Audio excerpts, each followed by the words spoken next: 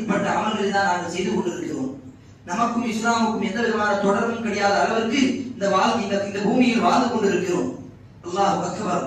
அல்லாஹ்வுடைய தூதர் ஸல்லல்லாஹு அலைஹி வஸல்லம் சொன்னார்கள், அல்லாஹ் சுப்ஹானஹு வ தஆலா ஒரு மனிதனுடைய கடைசி அமலை தான் பார்க்கின்றான்.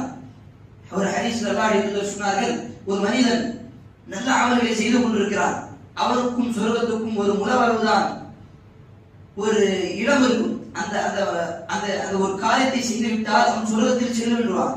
அந்த சொர்க்கத்தில் செல்வதற்காக அவனிடத்தில் ஒரு சில அமல்கள் மட்டும்தான் இருக்கும். ஆனால் அவனுக்கு முன்னால் அவனுடைய விதி முந்திக்கொள்ளும். அவன் நரகத்தை செல்லக்கூடிய ஒரு காரியத்தை செய்துவிட்டு எல்லா அமல்களும் நாசமாகிவிட்டு அவன் நரகத்தில் சென்று விடுவான்.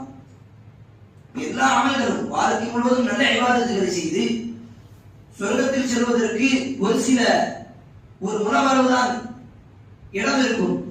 அந்த சொர்க்கத்தில் செல்லலாம். ஆனால் கடைசி நேரத்தில் செய்யக்கூடிய அவனுடைய பாவத்தின் காரணமாக அல்லாஹ் அவரை தண்டித்து நரகத்தில் போட்டு விடுகிறான்.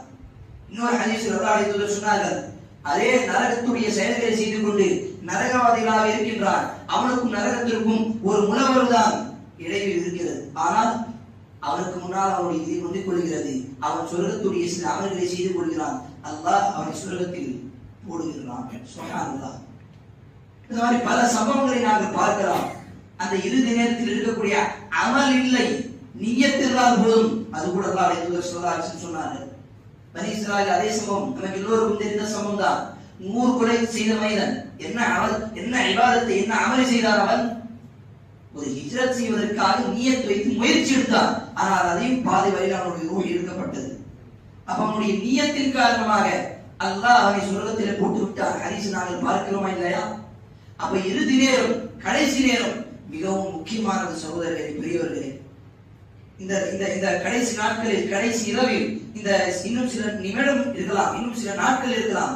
இந்த நேரத்தில் நாங்கள் இதுவரை செய்த அல்லாஹ்வுக்கு மாறுகள், இதுவரை செய்த பாவங்கள், இதுவரை நாங்கள் இந்த ரமதானுடைய மாதத்துடைய முக்கியத்துவம் தெரியாமல் அறியாமல் அப்படியே வாழ்ந்திருக்கலாம். ஆனால் இதுக்கப்புறம் இன்று இந்த நிமிடம் நாங்கள் அல்லாஹ்விடம் மனம் திறந்து தௌபா செய்ய வேண்டும்.